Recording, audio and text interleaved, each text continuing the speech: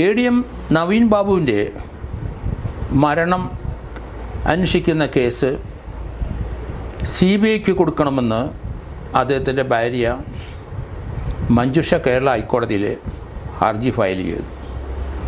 ഇന്ന് കോടതിയിൽ ഹർജി പരിശോധിക്കാൻ വന്നു. അത് ജസ്റ്റിസ് ബെച്ചു കുര്യൻ തോമസിൻ്റെ ബെഞ്ചിലാണ് വന്നത്. അദ്ദേഹം ആമുഖമായി ചോദിച്ചു, ഇതൊരു ആത്മഹത്യയാണെന്നല്ലേ ഇതുവരെ പറഞ്ഞുകൊണ്ടിരുന്നത്, ഇപ്പോൾ എങ്ങനെയാണ് അത് ഒരു ഹോമിസൈഡിലേക്ക് പോകാൻ കാരണം? അത് CBIക്ക് കൊടുക്കണം എന്നാണ് ADMൻ്റെ വൈഫ് പറയുന്നത്.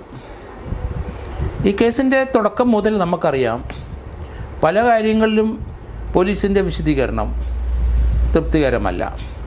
പോലീസിൻ്റെ അന്വേഷണം അത് തൃപ്തികരമല്ല എന്ന് ADMൻ്റെ ഭാര്യ പറഞ്ഞു. അവരെ അന്വേഷണത്തിൽ വിശ്വാസമില്ല എന്നും പറഞ്ഞു. അവരുടെ അന്വേഷണം ഈ കേസ് ഹൈക്കോടതി കൊടുക്കുന്നതിന് മുമ്പ് തലശ്ശേരി കോടതിയിൽ അവർ ഒരു ഹർജി ഫയൽ ചെയ്തു. ഈ കേസിനെ ആയിട്ട് ബന്ധപ്പെട്ട് നവീൻ ബാബുവായിട്ട് അടുത്ത് പ്രവർത്തിച്ച ദിവ്യയുടെയും അത് ജില്ലാ കളക്ടർ പ്രശാന്ത്, അങ്ങനെ 3-4 പേരുടെ കോൾ ഡീറ്റെയിൽസ് അത് പ്രിസർവ് ചെയ്യണം, അത് നശിപ്പിക്കരുത്, കോടതി ഇടപെട്ട് കോടതി അത് പ്രിസർവ് ചെയ്യണം ഇതിൻ്റെ തുടർച്ചയായിട്ടുള്ള അന്വേഷണത്തിന്. അതോടൊപ്പം തന്നെ അവർ പറഞ്ഞു CCTV ദൃശ്യങ്ങൾ എവിടെയൊക്കെയുണ്ട് ഇതുമായിട്ട് ബന്ധപ്പെട്ട കേസുമായിട്ടുള്ള അതും കോടതിയിൽ പ്രിസർവ് ചെയ്യണം. പോലീസ് എന്ത് നടപടിയെടുത്തും നമുക്കറിയില്ല. ഏതായാലും തെളിവ് നശിപ്പിക്കാനുള്ള സാധ്യത മുന്നിൽ കണ്ടുകൊണ്ടാണ് ADMൻ്റെ ഭാര്യ ഇത് നേരത്തെ തലശ്ശേരി കോടതിയിൽ കൊടുത്തത്. ഇപ്പോൾ ഹൈക്കോടതിയിൽ ഇത് CBIക്ക് കൈമാറണം എന്നാണ് അവരുടെ അപേക്ഷ. CBIക്ക് കൈമാറിയില്ലെങ്കിലും തന്നെ അത് ക്രൈംബ്രാഞ്ചിനെങ്കിലും കൈമാറണം എന്ന് അപേക്ഷയിലുണ്ടെന്ന് തോന്നുന്നു. ഈ കേസ് അന്വേഷിക്കുന്നത് ഒരു സർക്കിൾ ഇൻസ്പെക്ടറാണ്. ഇദ്ദേഹത്തെ ചോദ്യം ചെയ്യേണ്ട വ്യക്തികളെല്ലാം IAS കിട്ടിയവരും ജില്ലാ നിലവാരത്തിലുള്ളവരാണ്. ജില്ലാ കളക്ടറെ ചോദ്യം ചെയ്യണം. ഇത്രയും വിവാദമായ ഈ കേസ് എന്തുകൊണ്ടാണ് DGPയും അവിടുത്തെ ADGPയും ഇതൊരു DYSP വെറ്ററൻ DYSPയെ കൊണ്ടോ അല്ലെന്നെങ്കിൽ ഒരു SPയെ കൊണ്ടോ നേരിട്ട് അന്വേഷിപ്പിക്കാത്തത്? ഇതിന് കുറച്ച് ട്രാൻസ്പെറൻ്റായി അന്വേഷണം മുന്നോട്ട് പോയേനെ. പല കാര്യങ്ങളിൽ ഇപ്പം പോലീസിനെതിരായിട്ട് ആരോപണം വന്നിരിക്കുകയാണ്. ഒന്ന്, ആ കേസിൻ്റെ ഇൻക്വസ്റ്റ് തയ്യാറാക്കുന്ന സമയത്ത് ബന്ധുക്കളാരെയും വിളിച്ചു വരുത്തിയില്ല. പിന്നീട് പോസ്റ്റ്മോർട്ടം ചെയ്ത സമയത്ത് അവരുടെ സാന്നിധ്യമില്ല. പോസ്റ്റ്മോർട്ടം ചെയ്യുന്നതിന് മുമ്പ് അദ്ദേഹത്തിൻ്റെ മൃതദേഹം ബന്ധുക്കളെ കാണിക്കേണ്ടതായിരുന്നു. ഇൻക്വസ്റ്റ് സമയത്ത് പഞ്ചായത്തുകാരായിട്ടും അടുപ്പമുള്ളവരായിട്ടുള്ള സാന്നിധ്യത്തിൽ കാണിക്കുമ്പം അവർക്ക് ഏതെങ്കിലും രീതിയിൽ മരണത്തിൽ സംശയം ഉണ്ടെങ്കിൽ അത് അതിനകത്ത് രേഖപ്പെടുത്തും. ഇവിടെ അതൊന്നും ഉണ്ടായിട്ടില്ല. തുടക്കം മുതലേ ഒരു സംശയം ഈ കേസിൻ്റെ അന്വേഷണത്തിൽ ലോക്കൽ പോലീസിനെതിരായിട്ടുണ്ട്. കാരണം അദ്ദേഹം അന്ന് 14-ാം തീയതി സെൻഡ് ഓഫ് അദ്ദേഹത്തിന് കൊടുത്തതിന് ശേഷം രാത്രി 8:55 ട്രെയിന് നാട്ടിലേക്ക് പോകാൻ തയ്യാറായി ക്വാർട്ടേഴ്സിൽ വന്ന് ക്വാർട്ടേഴ്സിൽ നിന്ന് അദ്ദേഹത്തിൻ്റെ ബാഗും മറ്റെടുത്ത് അത് പൂട്ടി സർക്കാർ ക്വാർട്ടേഴ്സ് ഒഴിഞ്ഞ് അതിൻ്റെ ചാവി അദ്ദേഹത്തിൻ്റെ ഡ്രൈവറെ ഏൽപ്പിച്ചിട്ടാണ് അദ്ദേഹം ട്രെയിൻ കയറാൻ പോയത്.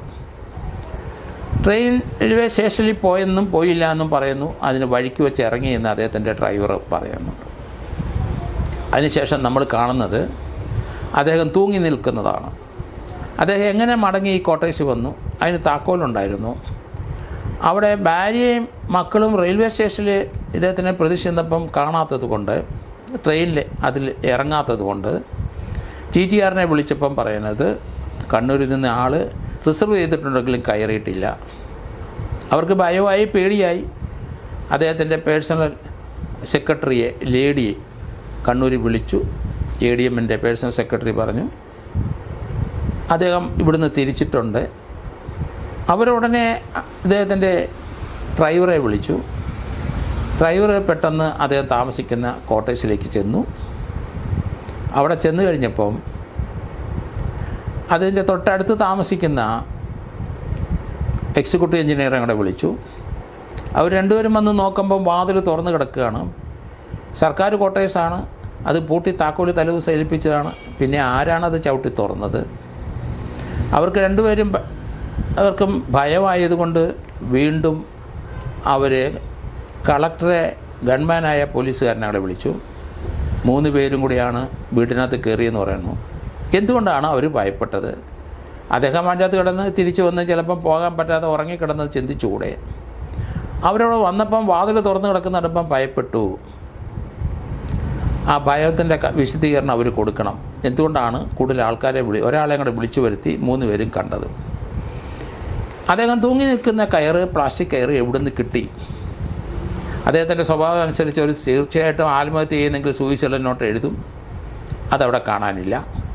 അത് ആരോ അടിച്ചു മാറ്റിയിരിക്കുന്നു എഴുതിയിട്ടുണ്ടെങ്കിൽ. അദ്ദേഹത്തിനെ അൺകോൺഷ്യസ് ആക്കിയിട്ട് കെട്ടിത്തൂക്കിയതാണോ എന്ന് സംശയമുണ്ട്. കാരണം സന്തോഷത്തോടെ അവിടുന്ന് യാത്ര പറഞ്ഞ് ക്വാർട്ടേഴ്സ് പൂട്ടി താക്കോൽ ഏൽപ്പിച്ച് ട്രെയിനിൽ ബുക്ക് ചെയ്ത് പോകേണ്ടയാൾ മടങ്ങി അല്ലെങ്കിൽ വഴിക്ക് ഇറങ്ങിയെന്ന് ഡ്രൈവർ പറയുന്നു. അതിന് ശേഷമുള്ള കഥകളും എല്ലാം വിചിത്രമാണ്. ഈ കേസിനെ സംബന്ധിച്ച് പോസ്റ്റ്മോർട്ടം സമയത്ത് ബന്ധുക്കളില്ല. ഏതായാലും പോസ്റ്റ്മോർട്ടം റിപ്പോർട്ട് കിട്ടാനായിട്ട് വലിയ ബുദ്ധിമുട്ടായിരുന്നു. അവസാനം കഴിഞ്ഞ ആഴ്ചയിലോ എവിടെയോ അദ്ദേഹത്തിൻ്റെ ഭാര്യയ്ക്ക് കിട്ടിയെന്ന് പറയുന്നുണ്ട്. ഇതൊരു സൂയിസൈഡാണെങ്കിൽ ചില പ്രത്യേക കാര്യങ്ങൾ ആ ബോഡിയിൽ ഉണ്ടായിരിക്കണം. അദ്ദേഹത്തിൻ്റെ കെട്ടിൻ്റെ കഴുത്തിൽ ഏത് വശത്താണ് ആ കെട്ട്? ഇടതുവശത്താണെങ്കിൽ വലതുവശത്തെ കവിളിലെ അതിലെ വായുടെ വലതുവശം ചേർന്ന് താഴോട്ട് സലൈവ ഒഴുകണം. തൂങ്ങി നിൽക്കുന്ന ആൾ തീർച്ചയായിട്ടും ആ വശത്തേക്ക് കെട്ടിന് ഓപ്പോസിറ്റ് സൈഡിലെ കളവായിലെ സലൈവ താഴോട്ട് ഒഴുകും. അതിവിടെ ഉണ്ടായോ? സലൈവ ഒഴുകിയിട്ടുണ്ടോ നോക്കണം. സലൈവ വായിൽ നിന്ന് ഒഴുകിക്കഴിഞ്ഞാൽ തീർച്ചയായിട്ടും അത് അദ്ദേഹത്തിൻ്റെ ധരിച്ചിരിക്കുന്ന ഷർട്ടിലും വീഴും. ഇങ്ങനെയൊക്കെയാണ് നമ്മൾ കൂടുതലും ഈ സൂയിസൈഡ് കേസിന് കാണുന്നത്. അദ്ദേഹത്തിന് സാധാരണയിലെ സഫോക്കേഷൻ കൊണ്ട് പെട്ടെന്നുള്ള ആ ഷോക്ക് കൊണ്ട് സെമൻ ഔട്ടാകാൻ സാധ്യതയുണ്ട്. അത് ഈ ബോഡിയിലുണ്ടായിരുന്നു.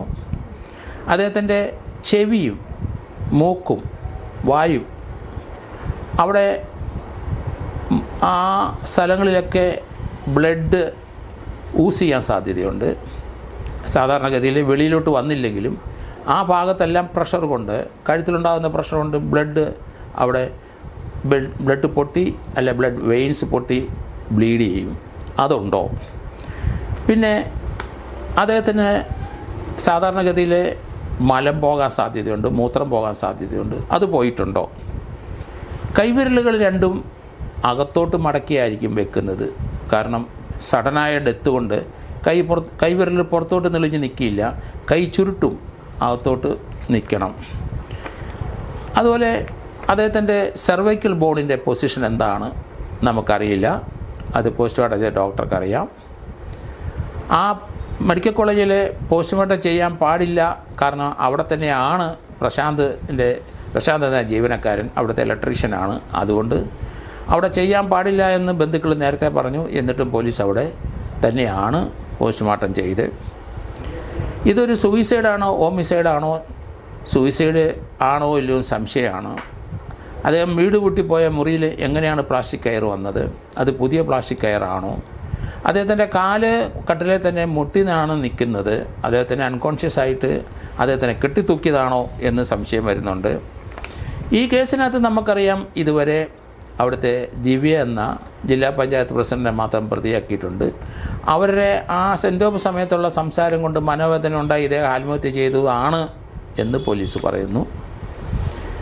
അത് ആണെന്നുണ്ടെങ്കിൽ അദ്ദേഹം തീർച്ചയായിട്ടും അതിനുശേഷവും അദ്ദേഹം മുറി വന്നു, അന്നേരം ആത്മഹത്യ ചെയ്തില്ല. അതിനുശേഷം വന്നിട്ട് ഭാര്യയും മക്കളെയും വിളിച്ചു, ആത്മഹത്യ ചെയ്യാൻ ഉദ്ദേശമില്ല.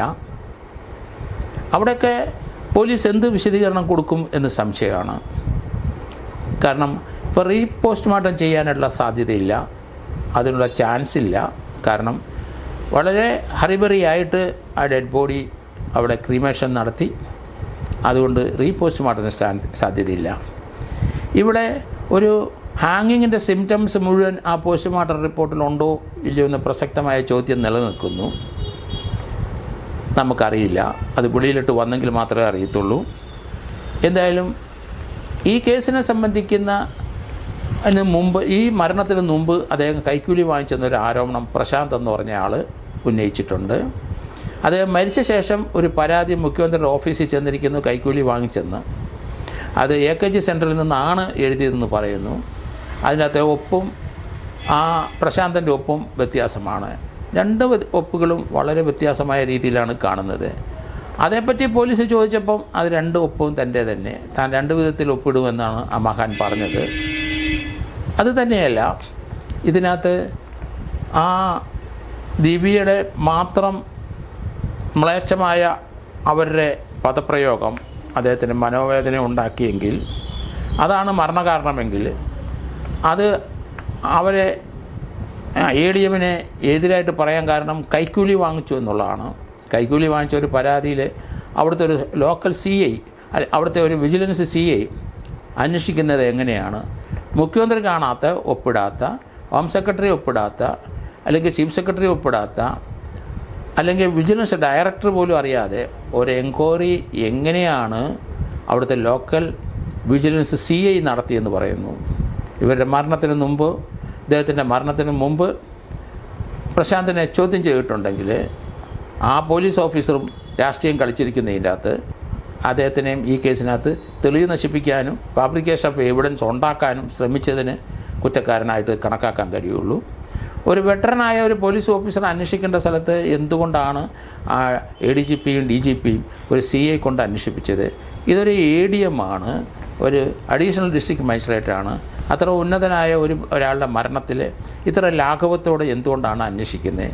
ഇങ്ങനെയുള്ള ധാരാളം കാര്യങ്ങൾ ഇതിനകത്തുണ്ട്. അതുകൊണ്ട് അദ്ദേഹത്തിൻ്റെ മരണം സംശയാസ്പദം തന്നെ. അത് ഒരു ഹോമിസൈഡ് ആകാനുള്ള സാധ്യത കൂടുതലുണ്ട്. ഹൈക്കോടതി ഇപ്പം CBIക്ക് ഈ കേസുമായിട്ട് ഏറ്റെടുക്കാൻ തയ്യാറുണ്ടോ എന്നുള്ള ചോദ്യം ചോദിച്ചിട്ടുണ്ട്. അത് കേസിലേറി ഹാജരാക്കാൻ പറഞ്ഞിട്ടുണ്ട്. ആ സ്റ്റേറ്റ്മെൻറ്റ് മുഴുവൻ നോക്കണം. ഇവരുടെ അദ്ദേഹത്തിൻ്റെ സംശയിക്കുന്ന 3-4 പേരുടെ ഫോൺ കോളും CCTV ദൃശ്യങ്ങളും അവിടെ ലോക്കൽ കോടതികളിൽ പ്രിസർവ് ചെയ്തിട്ടുണ്ടോ ഇല്ലയോ എന്നൂടെ അറിയണം. അത് അങ്ങനെയുള്ള വളരെയധികം കാര്യങ്ങൾ ഇതിനകത്ത് മുൻകൂട്ടി കണ്ടിട്ടുണ്ട് ADMൻ്റെ വീട്ടുകാർ. അവർ ലേറ്റ് ആയെങ്കിലും ഇപ്പോൾ ഹൈക്കോടതിയിൽ പോയിരിക്കുന്നു. ഇതൊരു CBI അന്വേഷണം വേണം. കേസ് ഡയറി ഏതായാലും കോൾ ഫോർ ചെയ്തിട്ടുണ്ട്. 6-ാം തീയതി ഇതിൻ്റെ ബാക്കി ഭാഗങ്ങളും കേസ് ഡയറി നോക്കിയിട്ട് ആ വിവരങ്ങൾ അനുസരിച്ചുള്ള കോടതിയുടെ ഡയറക്ഷൻ ഉണ്ടാകുമെന്ന് കരുതുന്നു.